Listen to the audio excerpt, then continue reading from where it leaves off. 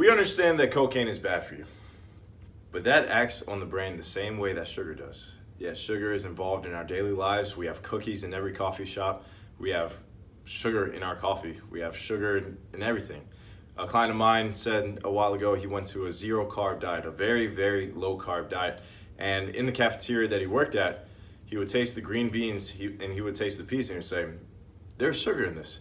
Even in the cafeteria where they're serving vegetables, they put sugar in that to make it taste better for people. And if you're on a normal, typical American diet, you can't tell that. But as soon as you start dialing back from processed refined sugar, you can sense that there's sugar in almost anything. And this addiction's so bad for you because not only does it lead to mood fluctuations where you're spiked with energy and then you crash right away, and we've talked about this, you have to replenish that system, hopefully with low GI foods, but for the most part, people they stay on the ride, they stay on the roller coaster, right?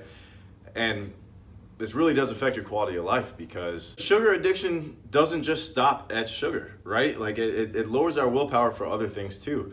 There's actually been a lot of ties between sugar addiction and alcoholism because if you think about it, there's tons of empty calories, there's tons of sugar in vodka, in rum, in a bunch of different alcohols, and beer of course as well.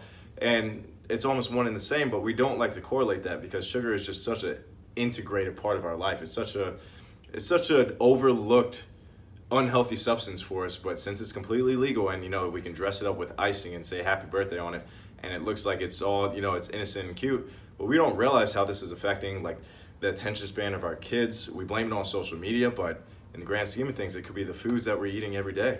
And I just want you guys to understand, to become more aware of the things that may be causing like mood swings, that could be causing, I never want to put a term on it, but let's say ADHD and stuff like that, like lack of attention, maybe lack of motivation, even our happiness levels, like the things that we should value the most, our energy, our happiness, our ability to be ourselves to other people, could be being affected by the foods that we eat. And I wish this was like somehow a sexier topic, a more exciting topic to talk about, so that it would spread to the people that need to hear it. But like millions of people die from diabetes each year, millions, right? They're insulin dependent, they have to poke themselves with needles, but we still don't really factor in that sugar is kind of the root of all this, like overeating as well, but the processed sugar, just refined grains as well. Like we need to eat more whole grain, low GI foods because it really is changing the human culture as a whole, especially in America. Thank you guys. I know that wasn't like the most exciting video I've ever recorded, but it's a message that we need to hear.